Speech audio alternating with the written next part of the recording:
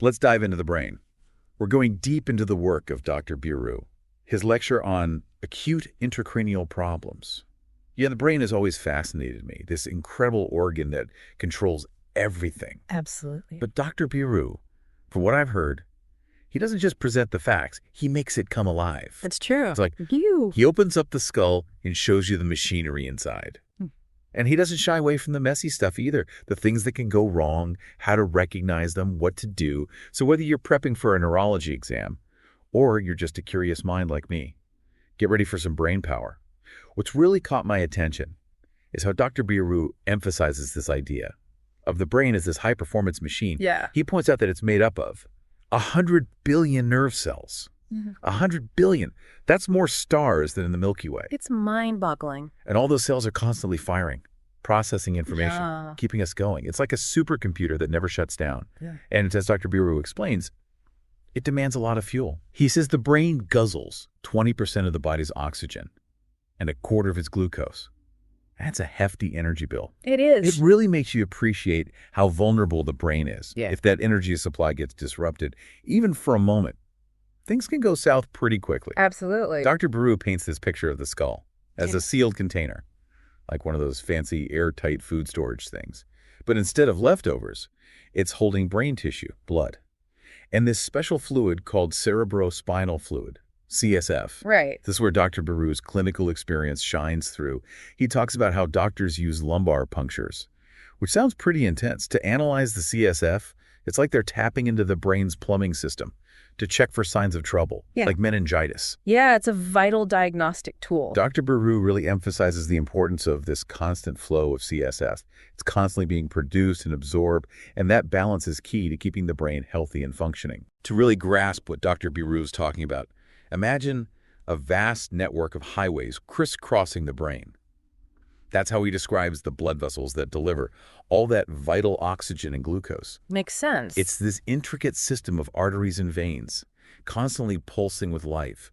And what's fascinating is this concept of cerebral blood flow, or CBF, which Dr. Birru explains is influenced by things like how thick the blood is, how flexible the vessels are, and the overall pressure in the system. All those factors play a role. He even uses this analogy of a thermostat to explain how the brain regulates its own blood supply, constricting or dilating vessels to keep things stable. It's a remarkable system. You know what really blew my mind? Dr. Birru talks about what happens during a seizure, how blood flow and energy consumption in the brain can spike by 250%.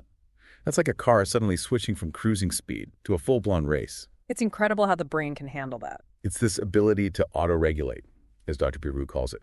That helps protect it from damage. But what happens when that delicate balance is thrown off, that's where things get really interesting. And a bit scary, yeah.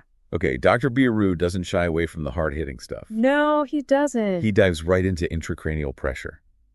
What happens when that balloon inside our skull starts inflating? Right. And he uses these vivid pictures, analogies that really stick with you. He talks about how even simple things like coughing or straining can cause pressure to build up. Yeah, everyday activities can have an impact. But then he moves on to the really serious stuff like tumors, bleeding, infections. Those are the major culprits. What I find fascinating is how he walks us through the warning signs. Yeah. He doesn't just list off symptoms. He tells you what to look for, what might seem counterintuitive.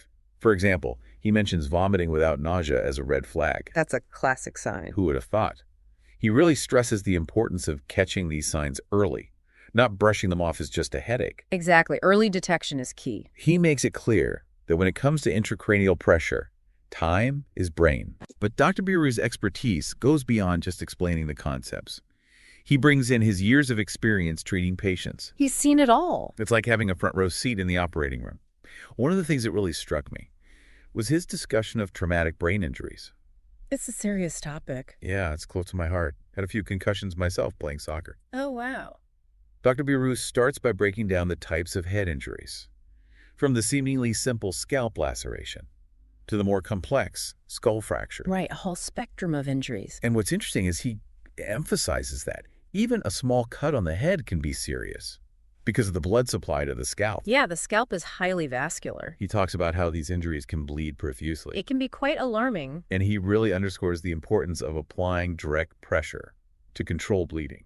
Basic first aid, but crucial. It's like he's giving us a first aid lesson. But Dr. Birru doesn't stop at the surface. He takes us deeper, exploring the types of skull fractures.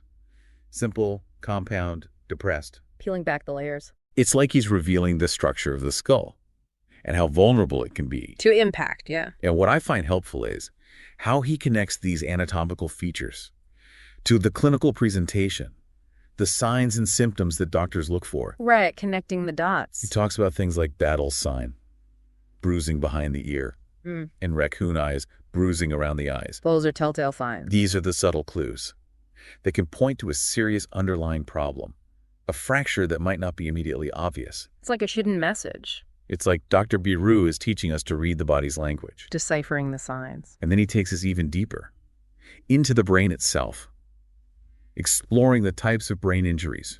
The inner working. He differentiates between focal injuries, which are localized, and diffuse injuries, which are more widespread. Right, two distinct categories. He explains how contusions or bruises on the brain are focal injuries, often caused by direct impact. Makes sense. And then he talks about brain lacerations, which are more severe tears in the tissue. More serious damage. He really drives home the point that these injuries are not to be taken lightly. He uses vivid descriptions to paint a picture of the damage that can occur. The potential consequences. But one of the most fascinating and perhaps unsettling injuries Dr. Birru discusses is diffuse axonal injury, or DAI. A challenging one. He explains how this occurs when the brain undergoes rapid acceleration or deceleration, causing stretching and tearing of the nerve fibers, those delicate connections. It's essential for brain function. What's concerning about DAI is that it often goes undetected on standard imaging, like CT scans. It can be hidden. So someone could have a seemingly normal scan, but still be suffering from serious damage. Yeah, it's a silent threat. Dr. Birru's explanation of DAI really underscores the complexity of the brain, Yeah. how much we still don't understand, and how even seemingly minor trauma can have devastating effects. It's a sobering thought. He then moves on to hematomas, collections of blood that form within the skull, due to ruptured blood vessels. Or internal bleed. He breaks them down into three main types: epidural, subdural, and intracerebral hematomas, The trifecta. carefully outlining the differences. Yeah. He starts with epidural hematomas, describing how they form between the skull and the dura mater, that tough outer membrane that surrounds the brain. Right, the protective layer. And he emphasizes the urgency of treating these hematomas, as they often result from a tear in an artery, causing rapid bleeding and a quick rise in pressure. A true emergency. He even describes the classic presentation, how someone might lose consciousness at the time of injury, then have a brief lucid interval before their condition deteriorates rapidly. Taking a time bomb. Immediate surgical intervention is crucial. Absolutely, to save lives. Dr. Birru then shifts to subdural hematomas, explaining how they occur when bleeding happens between the dura mater and the arachnoid mater, another layer of the meninges. Deeper within the brain. Unlike epidural hematomas, which are typically arterial bleeds, subdural hematomas tend to be venous bleeds, so they develop more slowly. A slower bleed. He points out that subdural hematomas can be acute, subacute, or chronic, depending on how quickly they form. Different timelines. And what's interesting is that someone with a chronic subdural hematoma might not even realize they have it until weeks or even months after the injury. It can be insidious. He talks about how the symptoms can be subtle, like headaches, confusion, or personality changes, Easy to miss. making them even more difficult to diagnose. It's like a silent threat, slowly building up pressure and causing damage. A hidden danger. Finally, Dr. Birru discusses intracerebral hematomas, which involve bleeding within the brain tissue itself. The most direct form. He explains how these hematomas can be caused by trauma, hypertension, and aneurysms. Various underlying causes. And, as with the other types of hematomas, the size and location of the bleed determine the severity. It all depends on where it happens. What's clear from Dr. Birru's lecture is that traumatic brain injuries are complex and multifaceted. They're not simple. They can range from mild concussions to severe hematomas. A wide spectrum. And the consequences can be equally varied, from temporary headaches to permanent disability, or even death. The stakes are high. But what's even more impressive is how Dr. Birru doesn't just focus on the negative. He's optimistic. He also highlights the brain's remarkable ability to heal and adapt, its plasticity and resilience. The brain is amazing. He talks about the importance of rehabilitation, finding ways to help patients regain function and improve their quality of life. It's about restoring function. He emphasizes the need for a holistic approach, one that addresses not just the physical injuries, but also the emotional and psychological impact. The whole person. He reminds us that behind every brain injury is a person, a life that has been disrupted, A human being. and that recovery is a journey that requires compassion, patience, and unwavering support. It's a long road. After exploring all those traumatic brain injuries, it's almost a relief to shift gears and talk about brain tumors. But maybe relief isn't the right word. Brain tumors, as Dr. Birru explains, are these masses of abnormal cells growing within the skull. And they can be just as devastating as any physical injury. Absolutely. What Dr. Birru does so well is he breaks down this complex topic. Yeah, he makes it digestible. He starts by explaining the different types of brain tumors. Benign versus malignant, primary versus secondary. The key distinctions. It's like he's creating a roadmap. Guiding us through. And he doesn't just throw out terms like benign and malignant. He makes it clear that benign tumors are non-cancerous, while malignant tumors are cancerous and have the potential to spread. Right, the big difference. He also explains the difference between primary tumors, which originate in the brain, and secondary tumors, which are cancers that have spread to the brain from other parts of the body. Metastasis. Dr. Birru tells us that lung and breast cancers are among the most common to metastasize to the brain. They often travel there. It makes you realize how interconnected the body is. What I appreciate about Dr. Birru's approach is that he doesn't sugarcoat things. He tells us straight up that more than half of brain tumors are malignant. A sobering fact. But he also emphasizes that not all brain tumors are a death sentence. There's hope. There's a wide range of treatment options available, and the outlook for patients has improved significantly. That's encouraging. One of the things that struck me was that Dr. Birru talks about the clinical presentation, how the symptoms can vary so widely, depending on the tumor's location, size, and growth rate. That's a complex picture. He lists off some of the common symptoms, like headaches, seizures, muscle weakness, sensory losses, and even difficulty with speech, which he refers to as aphasia. Right, a range of neurological deficits. But then he goes on to explain that these symptoms can mimic other conditions, like increased intracranial pressure or stroke. Tricky to diagnose. Which makes diagnosis even more challenging. And that's where Dr. Birru's expertise as a clinician shines. He's got the experience. He talks about the importance of a thorough medical history, a detailed neurological exam, and advanced imaging studies like MRI and PE scans. The diagnostic tools. He even explains how doctors use tissue biopsies to confirm the diagnosis and determine the specific type of tumor.